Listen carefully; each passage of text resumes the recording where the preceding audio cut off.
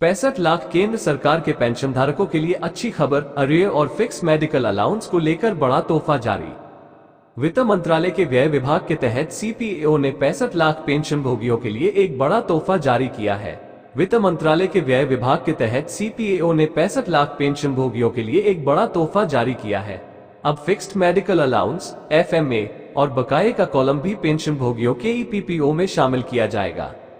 Pension भोगियों को अब कोई असुविधा नहीं होगी। इसके माध्यम से पेंशन भोगी कुछ ही सेकंड में अपने निर्धारित चिकित्सा भत्ते और बकाया के बारे में जानकारी प्राप्त कर सकते हैं।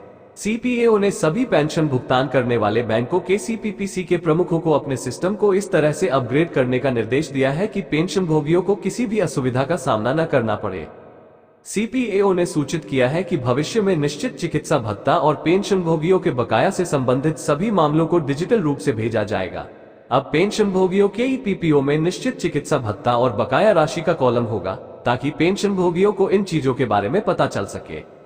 बैठक में लिया गया निर्णय सीपीएओ द्वारा दिनांक 6 मई 2024 को जारी परिपत्र के अनुसार है। बैठक में पेंशन बकाया और निश्चित चिकित्सा भत्ता पर विस्तृत चर्चा की गई।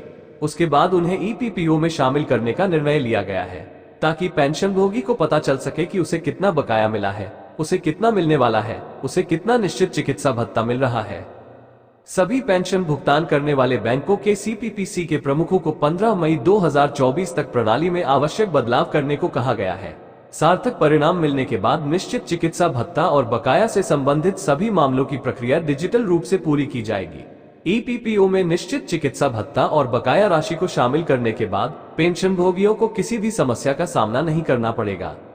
Government news. वित्त मंत्रालय के व्यय विभाग के तहत सीपीएओ ने 65 लाख पेंशन भोगियों के लिए एक बड़ा तोहफा जारी किया है। अब फिक्स्ड मेडिकल अलाउंस (एफएमए) और बकाये का कॉलम भी पेंशन भोगियों के ईपीपीओ में शामिल किया जाएगा। पेंशन भोगियों को अब कोई असुविधा नहीं होगी। इसके माध्यम से पेंशन भोगी कुछ ही सेकंड में अपने निर्धारित चिकित्सा भत्ते और बकाया के बारे में जानकारी प्राप्त कर सकते हैं। सीपीएओ ने सभी पेंशन भुगतान करने वाले बैंकों के सीपीपीसी के प्रमुखों को अपने सिस्टम को इस तरह से अपग्रेड करने का निर्देश दिया है कि पेंशन भोगियों को किसी भी असुविधा का सामना न करना पड़े।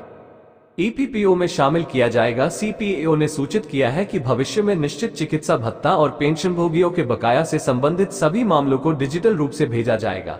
अब पेंशन भोगियों के ईपीपीओ में निश्चित चिकित्सा भत्ता और बकाया राशि का कॉलम होगा, ताकि पेंशन भोगियों को इन चीजों के बारे में पता चल सके। बैठक में लिया गया निर्णय सीपीएओ द्वारा दिनांक 6 मई 2024 को जारी परिपत्र के अनुसार है। बैठक में पेंशन बकाया और निश्चित चिकित्सा भत्ता पर विस्तृत चर्चा की गई।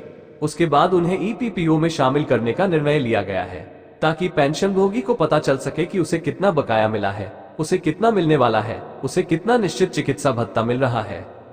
इस तारीख तक व्यवस्था को बदलना होगा। सभी पेंशन भुगतान करने वाले बैंकों के सीपीपीसी के प्रमुखों को 15 मई 2024 तक प्रणाली में आवश्यक बदलाव करने को कहा गया है।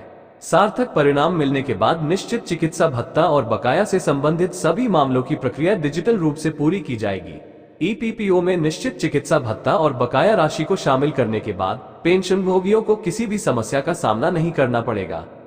केंद्रीय पेंशन खाता कार्यालय सीपीएओ ने पेंशन भोगियों को एक बड़ा तोहफा दिया है।